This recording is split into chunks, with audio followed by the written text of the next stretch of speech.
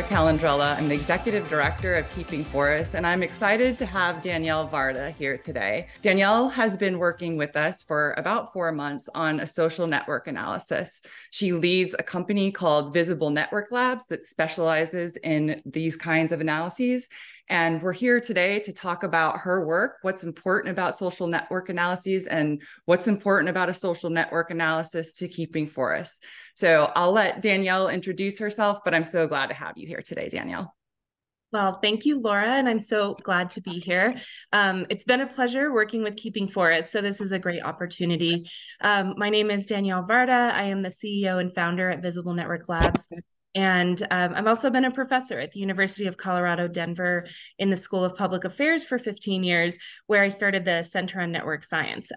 During all that time, I've been applying network science to how we understand the relationships and complexities and outcomes of communities and how they work together in partnership to achieve outcomes.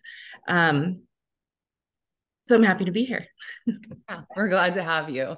One thing, we've been talking about networks a lot, and I know that people, we are really familiar with what networks are, but could you just give a really simple example so that when people start to, as we're starting to explain social network analysis and network science, that they have a picture in their head about how they're operating every day within a network? Yeah.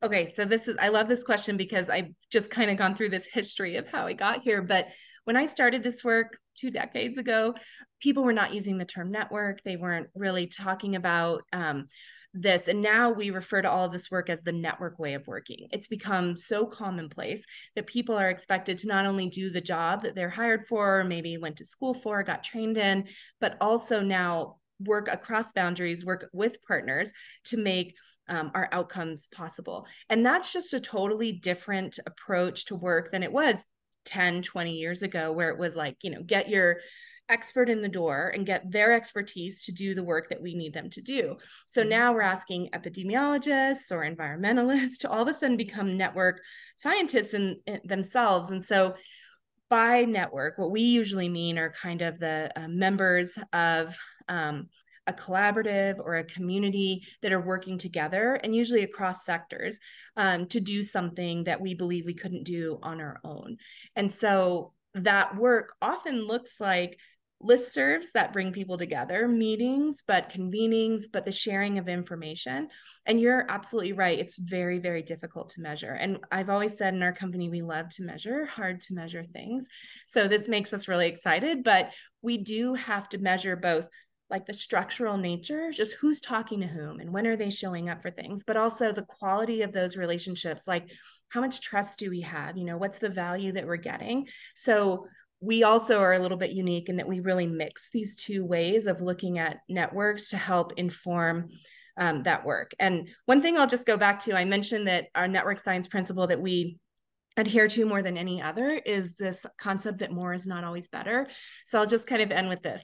The typical strategy for building a network is to bring as many people together for as many meetings and touch points as possible. But what we've learned over time is that is actually not a great strategy because it's so resource intensive. And it means that people have to always be building more in order to feel like we're doing a really good job. So we've done a lot of research on what builds effective, sustaining networks. And what we have found is that if we can leverage relationships, kind of how we do in families, we don't have to call each other all the time, but we can activate those networks when we really need them. And then work with a focus on how to actually have less touch points, but with the same collaborative advantage, then we can actually sustain the network and engage people for longer. But key to that, we believe, is having data. And so that kind of gets back to what we're doing with you all, is that we can do all that work on our gut instincts, and we're kind of expected to because we're human and people think humans can just do this stuff well. But we believe if we have the data, we can actually make really informed and evidence-based decisions around those kinds of things that we want to put in place. I love it. And I'm very excited about this in general, but also what you just said, because I was on a call earlier with one of our strategy teams that's working on catalyzing a payment for ecosystem services water market. And the question, as we are moving into several different strategies within the strategy, the question I posed was, how do you want to be engaged? Collaboration fatigue is a very, very real thing. And so I'm excited to use our social network analysis and the results of it when we have it. At the time of this recording, we'll have it in a couple of months and ready for the partnership to see and access. But it's going to be so useful in so many ways to making sure that our collaboration is healthy and strong and people feel like they belong. And so talking about belonging, what does become possible when we belong to a network? So that's a great question. And one thing I just wanted to note, and I could probably say this at any point during this conversation with you, is this kind of work takes really strong network leadership. And it's the kind of thing that I've noticed with Keeping Forest. It's a small but mighty team, and you all are incredibly focused, which is hard for any leader of any kind of organization or agency to do, is stay focused. But you all have been so focused, and you see the impacts of how people are engaging and how people are responsive to this work. And so I just kind of wanted to note like that this started, I think, for us with recognizing not only the leadership and how you facilitate this work, but also the leadership in thinking, okay, I could have data to do this work. And then what you just said, maybe more is better is not necessarily the way. So let me work with the people who are part of this network to try to figure out what's going to keep them engaged and how we will collaborate together for that effectiveness. And I think that leads into this question that you just asked. I'm positive that when people feel belonging to a thing, anything at all, but most what we're talking about here for in collaborative environments, when they feel like they have a role that they can play and they understand the purpose of it and they understand the meaning of the work, they begin to increase that feeling of belonging. And that feeling of belonging translates into our desire to make the thing successful, right? And so it's kind of not talked about as much in the sense of like community networks. We talk a lot more about this in terms of our mental health and individuals, but the sense of belonging that a good network leader can put in place could be the meaning, the definition between success or not. And one thing I just wanted to note was that I've learned a lot of this from you all, and the way that you, Laura, talk about scaling a network and bringing belonging into that. So I'd love to put that question back on you and ask you to talk about how you think belonging is an important part of the work that you're doing. Yeah, and thank you for those kind words about our team. It really is a collective effort and the leadership that we provide, and really, again, my work and my background is really about empowering collaborative leadership. And so it's not just our team, we're supported by this really awesome group of people who are, as you're seeing with the analysis itself, they're showing up. And so later we can talk about maybe some of your insights that you're seeing specifically with Keeping Forest. But to answer the question, what becomes possible when people feel like they belong? The first thing that I really see is that when people know that they're needed somewhere, they do show up, right? Like what you were saying, they show up, and they show up more willing and more ready to be part of that network or part of that conversation.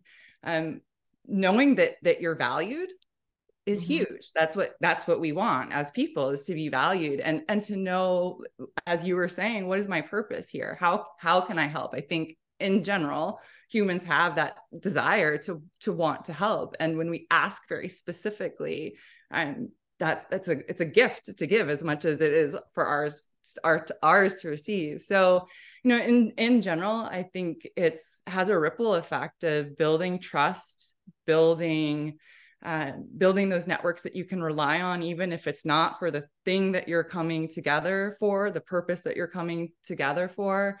I think, and I know you've done work on this, we saw what networks do and how we belong or don't belong during COVID. And so to me, I mean, my premise in my work and my career is that relationships are at the center of everything. And that's how we move things forward. So I'm really proud of Keeping Forest, and I'm proud of the network that we have. So, and I really do hope that we try to create a space for lots of different voices, and sometimes opposing voices that wouldn't be in the room together normally. We try to create a space where everyone does feel like they belong. And I hope what we see through this network analysis is that we're continuing to do that and foster that opportunity for people. What I'd love to do now is shift over to keeping forests and our social network analysis. We're a few days away from having all of the responses. I've been peeking in weekly with you to see what's happening and what's emerging. And I would love, what are your insights? I know that we're not done yet and we have to do the data analysis and everything, but what's unique about keeping forests that you're seeing in our network? Yeah. Okay. So a few things. And again, this isn't the full analysis. So, but I'm going to reiterate that the level of strong network leadership is evident, and also engagement. So we do a lot of these network surveys, and we always put together who we think are members of that network. It's called bounding the network, and it's impossibly never able to be perfect, right, in that work, because it's really subjective. But Keeping Forest did a really good job at getting that kind of bounded for us to get started. And what's been so impressive, just from a survey administration kind of perspective, is the quick amount of responses that we had and the high levels of engagement. I mean, we run surveys simultaneously across the country, and this is one of the ones where we were like, right in the beginning, wow, look how much folks are engaging. And I will say that is in spite of my worry that because of the geographic spread of the partners, that it could not happen that way. We often see that when folks are like located together, they tend to have that belonging feeling and more attachment to the work. So there's something a little bit, and we've looked at national networks before. So this to me feels like one of the most kind of engaged, and I'm using engagement in terms of like how they've reacted to being asked to participate in a survey and engage in this kind of work. So that's been really positive, and we've been really appreciative of people's time to do that, and also impressed.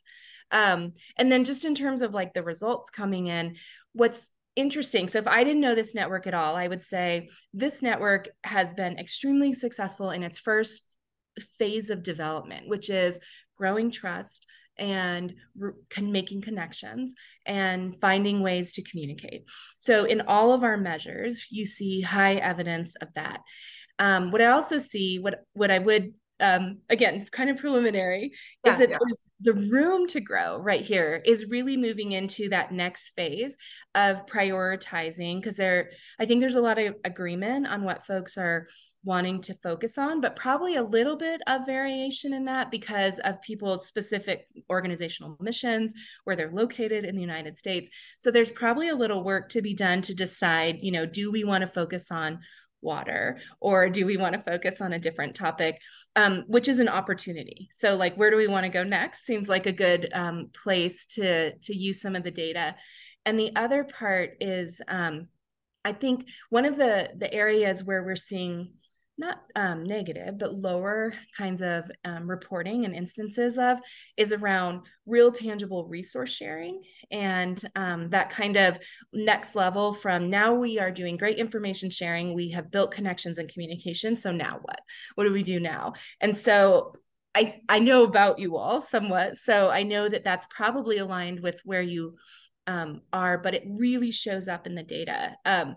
But I would always recommend going back to the concept that more is not always better. So if the purpose of the network is great information sharing and to be a peer, collaborative network, that goal is growing, and it's doing and y'all are doing a great job. If the goal is to exchange resources and be kind of more tangible, maybe in the kinds of exchanges that you have, then you might want to work on that, but you may not if that's not the goal. So I just say that because more is not always better. Going to the next phase, getting more formal, only takes more resources. So it's a big decision about whether you want to get to that kind of next place. So, but I'm going to go circle back really quick, Laura, to you have good network leadership and folks who want to use the data to do that. So you're in good hands. Yeah. No, you're describing exactly where we are. I mean, it's very, in terms of the resource sharing, Keeping Forest exists because we believe that market-driven forest conservation is what will help us keep forests as forests. And we're supporting those private landowners in the southeastern United States that are at risk for losing their land to development. 86% of our forest land in the South, which is a 13 state geography, is in their hands. And so when we came together, the whole premise was keeping forests is going to do the things that no single organization or entity can or will do on their own. And so we're similar to you, and we say we'd like to do hard things. Pointing back to the resource piece of it, right now we're in a great place. We have our strategies. We put things into action like the social network analysis this past year. We're doing some pilot initiatives, and our partners co-defined what our strategies were. This isn't Laura and our team sitting in a room somewhere, right, deciding what our strategies were. They decided, but we're at this really cool point where it's like, there's some big stuff on the horizon that you all have said that you want to do and you're excited to do. And we're right now it's me and Zach and Forest Service leadership and another colleague with the Georgia Forestry Association. That's who we are. Our partners have been awesome.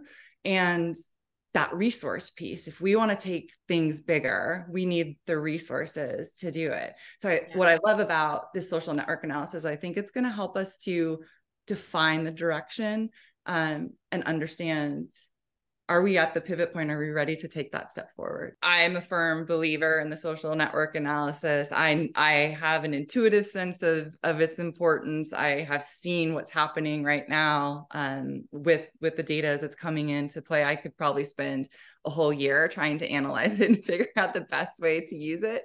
But from your lens, what's important for keeping forests about having a social network analysis, especially one that's living in the way that you and your NVNL Visible Network Labs think about network science?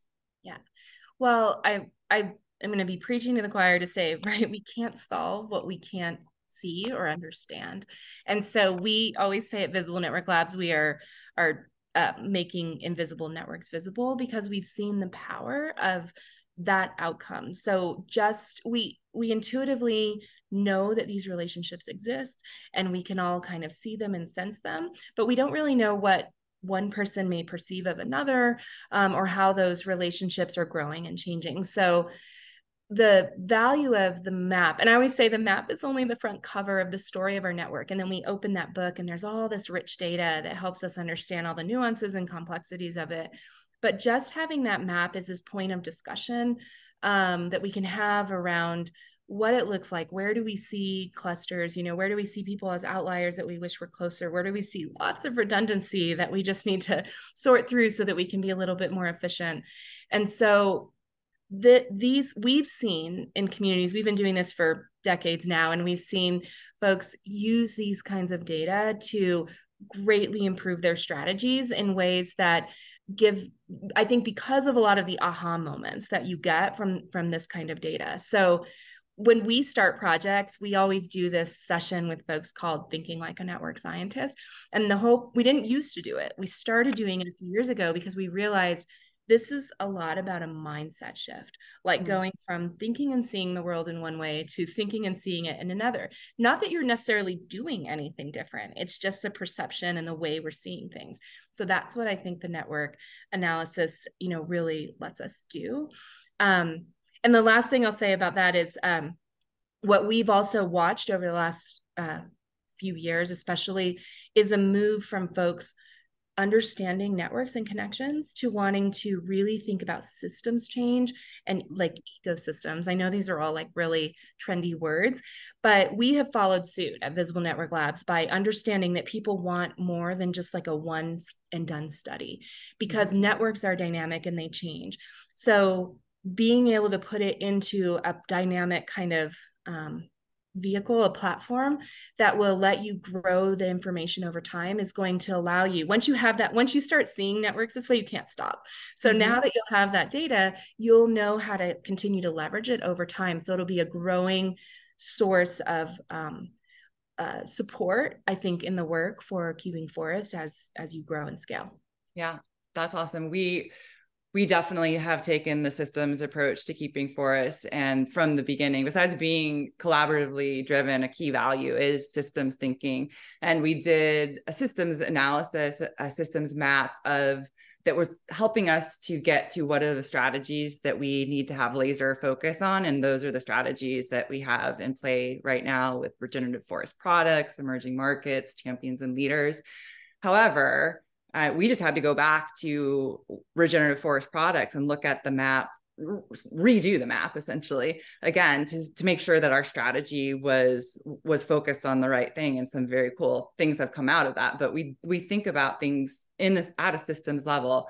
You mentioned though a perspective shift. This is, to me, a social network analysis is the people side of that original systems map that we created. And so what's the perspective shift that this can offer to our community? Yeah. I could say a lot on this. It's kind of a deep topic, I think, but you know, the way that so the different kind of way of thinking, I think, is what I was describing with those aha moments, like just simple things like that more is not always better, or look, I didn't know that we were doing something that is being done by all kinds of other folks. But what we've noticed is that when people have these kinds of data and they can kind of see their work in this way, there tends to be almost a feeling of relief. Like, oh wait, there's a science, there's some guidance for us to do this work, and we don't have to wing it. So that's taking it really out of the technical space. But I think the perspective is one that gives us a way of thinking about doing work that doesn't necessarily require that we do things the way we always thought we would. Mm-hmm.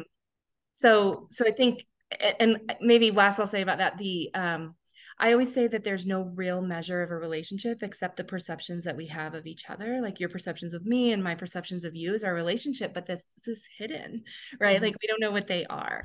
So by putting data around something as kind of strange and complex as our perceptions of our relationships of each other into the hands of people trying to solve big, huge problems, mm-hmm. we actually give them the insight that they need to take that next step and embody that strategy with, some understanding of these complexities that without that, we are just kind of winging it. So this is really taking it to kind of like multiple levels, but it's the people, it's the organizations, and it's the ability to see all of that and come together and use it going forward. I think that is one of the tools, of the many tools that we need today to be able to make big, huge systems change. Awesome. We're in the right place. Yeah. The last question that I have for you today really focuses on another principle and value that Keeping Forest has, is that we're doing things that no one else can do or will do, no single entity or organization. We're picking that up, but everything we do has to be mutually beneficial for our partners. Otherwise, they don't feel like they belong, right? They don't stay engaged. And so what's the benefit of their participation in this network map? So first, I just want to acknowledge that you said we're doing something different and innovative. And, I know you probably mean 10 different things, but the lens that I have on that is that, I mentioned we started in public health. That's where this kind of work has been adopted most commonly. And then we've worked in education and all these different fields. The field of conservation and environmental focus on different approaches from a network lens is one that we see as a little bit newer. And so we are thrilled to be a part of that. And we've noted that increasingly over the last couple of years of more and more folks trying to take this lens to understand this work. So first of all, I just want to agree, yes, this is innovative, especially from the network lens kind of focus. But to your point, it has to benefit everyone. I couldn't agree more. I mentioned it's a value at Visible Network Labs that we believe in the democratization of data. And by that, I mean specifically in communities, if we are taking information from communities about how they're connected, what they're doing, we have to be able to give it back to them, because a true collaborative approach and a true network approach means that we're building their capacity, all of our partners' capacity, and our capacity to lead it, right? And so we really technically in our platform, we have a couple of different ways to do that, like public facing versions of the data. At the end of this, every organization in the network will have a member profile, which means you, the organization, can click on a link and see all your data. And that's free data to you, right? So you can use it in your own grant proposals or in your own annual reports or on your websites. So what we believe we're doing is we're helping you get data and build capacity to be parts of networks and collaboration, while actually also getting data that informs the bigger strategy. So I don't think we as analysts in this work should be doing this work unless we have the members of the network in mind, as well as the clients and, partners who want us to build big data sets for them. So I think we share this value, and we will continue to work on ways that these data help to build everyone's capacity as we go through the project. Thank you. Really, when I say I'm thrilled, I'm thrilled. This has been such a positive working relationship. You've taken such great care with us. Your excitement bleeds through not only about your work, but you really do care about keeping forests as well and the members of our community. So thank you so much. I'm excited to share your work with the world. I'm excited to share the work that you're doing with keeping forests for the world, with the world. And you and I will see each other very soon. Yeah. Thank you, Laura.